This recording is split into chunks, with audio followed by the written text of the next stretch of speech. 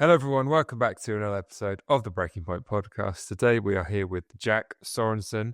Jack is a health coach, fitness coach, all-round healthy guy. Jack, tell Yes. everyone why you got into fitness. Start off at the beginning. Ooh, why? Start from the beginning. Man, how early we want to go, dude? Let's go as early as you want to. All right, dude. Let's run it. So I was an athlete growing up. Nice. So I played hockey, soccer, baseball, or you call it football, but as it should be.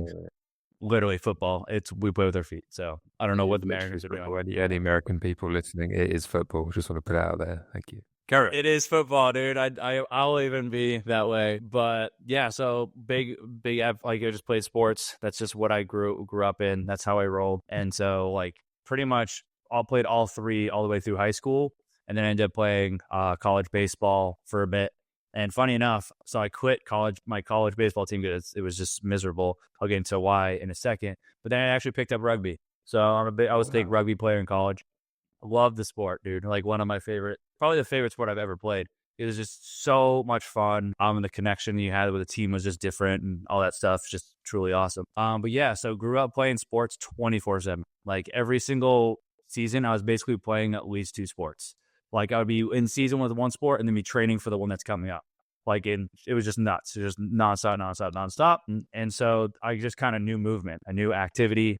It's what I was just kind of bred into. Essentially, that's what my dad basically put on me. That's just what he knew. So that's what he put on me, and that's all I did. And then here comes college. I played college baseball, and I'm no longer under supervision, as you understand probably with college and everything. It's just shit can go sideways. We all know that's what happens. You guys could probably expect what happened with me going to college, not being under supervision, and all that jazz. But basically, I went to an engineering school, so I studied mechanical engineering in college, and it was very, very just like rigorous. The schedule was just nuts, and the school I went to specifically had a very fast-paced like schooling system, because the goal was to basically get people to get their masters if they wanted to move at a certain rate, get their masters in 4 years. So it was very, very fast-paced, which made it very difficult to play sports and honestly just take care of yourself at all, especially from someone that really never had any structure other than being told by my parents or school. It was very difficult to be like self-reliance and all that stuff. So baseball, I of course chose, of all the three sports I could have chosen to go to college for, I chose the least active one, so which didn't help me. I see what you mean, yeah. Baseball, don't move much, not much cardio involved.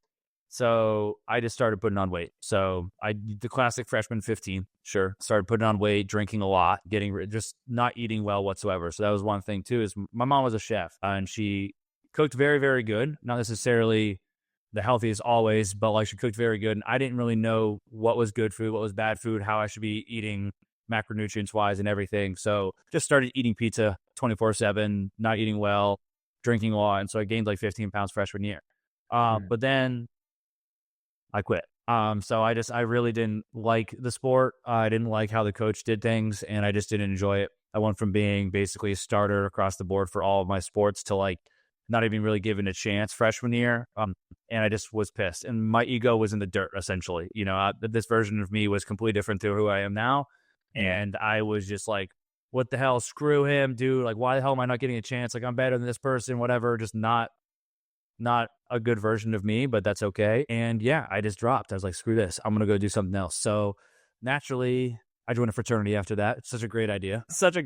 And I got taken in by the fraternity that actually was the rugby guys and the wrestling guys. So started playing rugby. Yeah. But the issue is like, so freshman 15, how about the sophomore 60? What's freshman 15? Like, what does that mean? So freshman 15 pounds. So it's like people put on weight when they go to college. So the freshman 15, and then I call it the sophomore 60. So like I basically joined college. Yeah, like it was bad. So like I entered college around 140 pounds. I'm 5'9", so I'm not the tallest guy ever. 140. Was roughly around 150 by start of sophomore year. End of sophomore year, I was around 210. Insane. Just eating everything in sight. That's a lot. Literally became an alcoholic. It's a lot, dude. I mean, understanding physiologically and everything, it's like you need to be 1 pound of fat is equated roughly 3,500 calories, right? So it's like, how much more of a surplus did I need to be in every single day to put on 60 pounds in one single year. Pretty ridiculous, right? How much did I have to be drinking? How much did I eat? It's mind blowing to me being a coach now full time. Like how I don't even fully remember, it's just like that version of you kind of goes away, but it's just nuts. So I put on a lot of weight, and it kind of just revealed a lot of insecurities, a lot of reliance on external validation, needing other people constantly to feel good.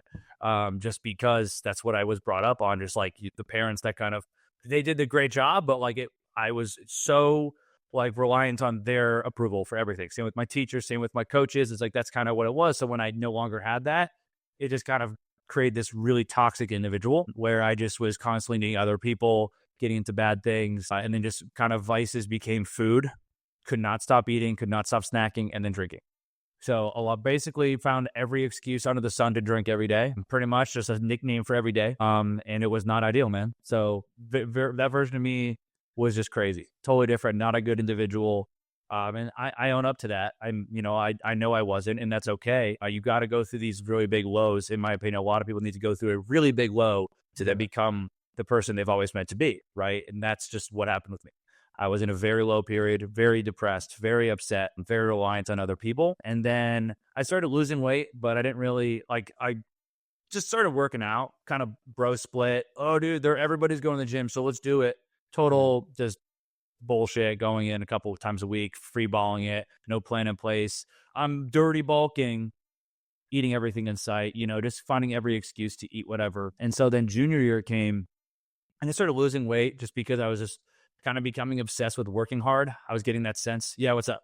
No, I was just gonna. So I just want to, before we go on, I just want to establish sort of a few things. So you said that you dropped. Yeah, sorry, we've been talking. No, it's all right. It's good. No, it's fine. I'm really interested actually to talk about like the American uni or college experience. Yeah, because you said you dropped out, and then you said you joined a fraternity, and now you say you got into junior I dropped year. out of the sport. You dropped out. Dropped out of the sport, not the school. Apologies. I quit the sport. So I'm still in school. Yeah. I'm still in school. Yeah, sorry for the no, confusion there. I could have picked up on that. No, you're so I'm about to get into why we got into the fitness game. We're almost there, dude, I promise. But yeah, basically I just started working out, but kind of bullshit. And then I've had very toxic relationships with females growing up. Just once again, that whole like external validation, becoming very reliant. So dated a girl for 4 years, got cheated on millions of, like, I can count with both hands how many times that individual cheated on me. And then junior year comes along, another version of that comes, and just ripped me apart. And I'm feeling like I'm finally getting momentum. And then finally that just kind of put me over the edge.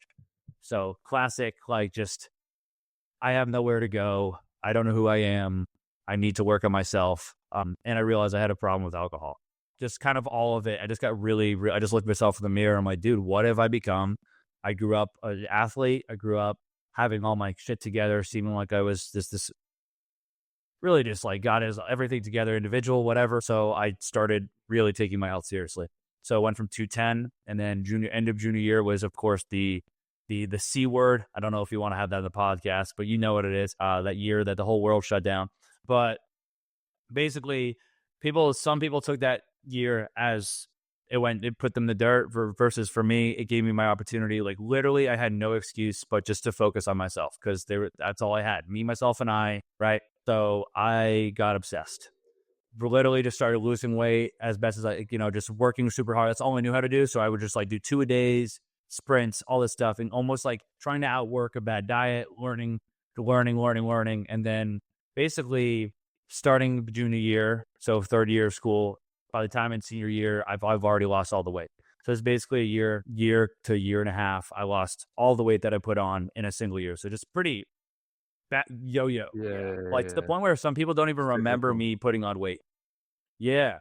So that's just kind of it. Like, people, like, I literally have family members who didn't see me at that point in time. Like, when were you overweight? I'm like, oh man, I went through this crazy roller coaster in school. And it's just nuts. So it formed me who I am today. Truly, like, if I didn't have that year of just like me, where it's like all I had was just wake up, grind, reflect, like try to be a better individual, like self-growth, like just being really obsessed with it. I don't know where I'd be truly if I didn't have that year. So yeah, man. So like, Yeah. why am I into working out? It really was Well, let's that year. before I Yeah. want to go. Sorry to keep interrupting you, but I want to go more into Dude, that. no, this is your podcast, dude. Let it rip, baby. Let's go. No, it's not my podcast. It's the guest's podcast. I just host it. Um, so All right, fine. I want to explore what it was like. What was it like being in a fraternity? Baby, we're going to college life. Being in a fraternity is, how old am I? Yeah. 26. Okay. Yeah, Cool. Yes, I was gonna say. Yeah. I did think Yeah. because you were. How does it work? I'm all over Well, the place here. I could be in a different spectrum. It's like, yo, this guy could be like mid-30s if he needed to be, or he could be like a baby. I don't know. Yeah, I could be you have a in the very sort of spectrum. mutable age. Like I couldn't quite work out how old you are, but 26 makes sense actually. Yeah, to I'm be fair. 26.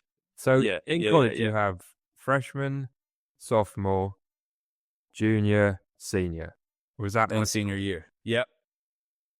No, that's the same thing. it's the Same same in thing. high school? Yeah. Okay, Yep. cool. So freshman year, you put freshman 15, as you said.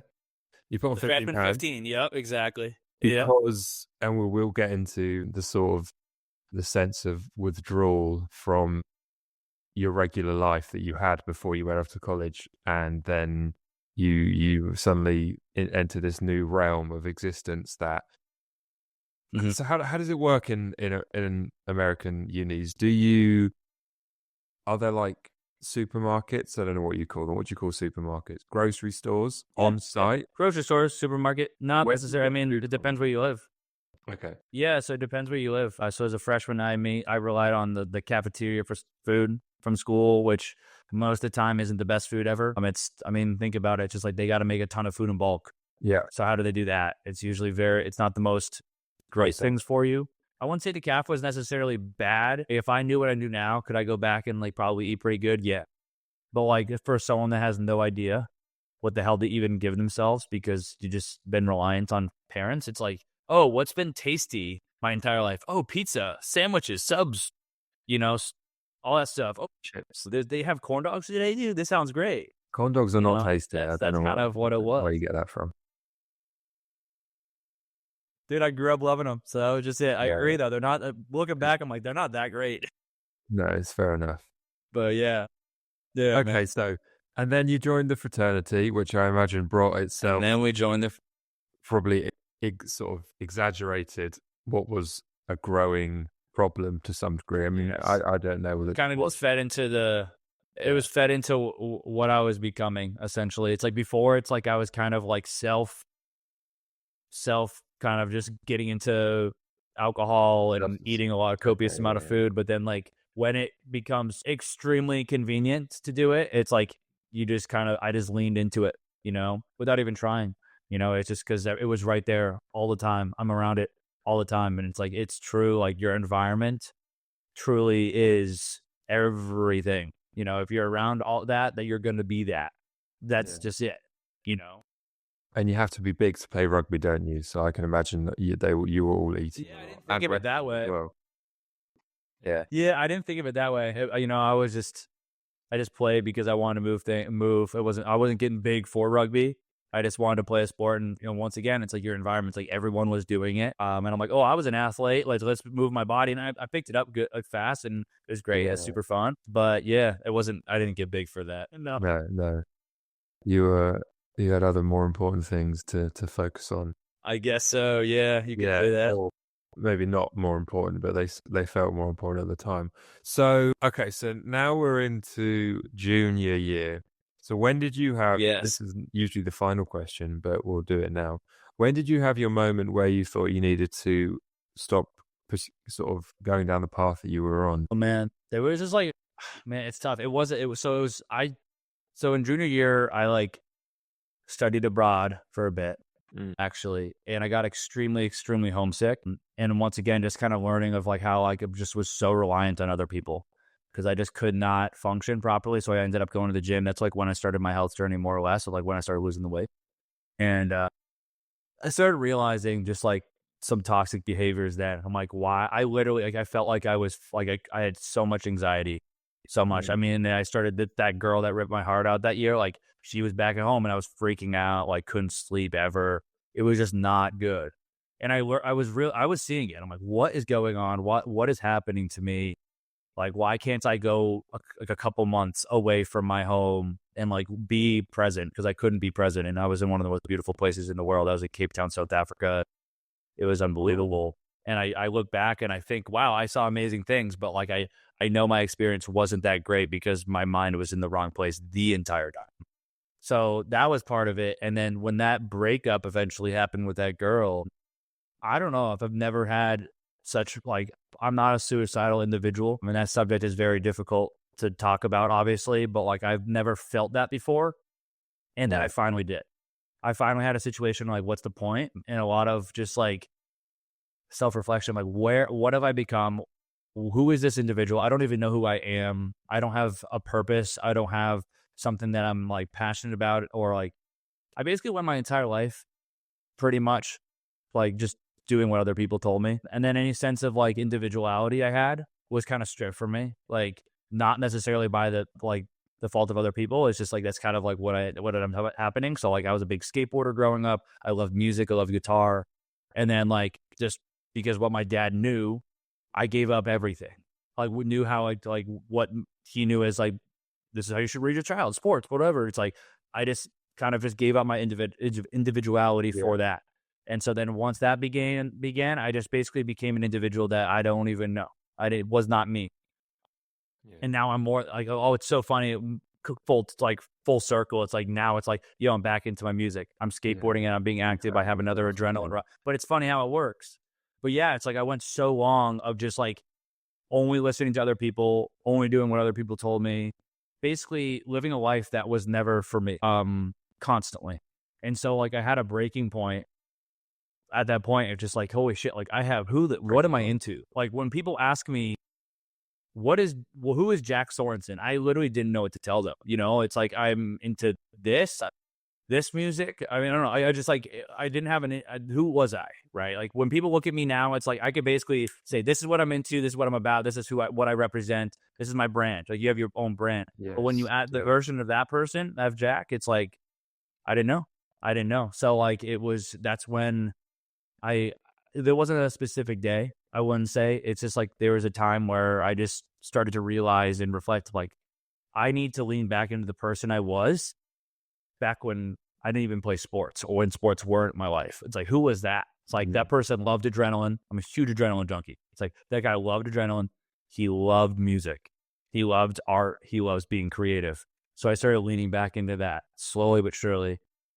And then now it's just like, everything's like, I go to concerts almost every single weekend. I'm a huge live music guy.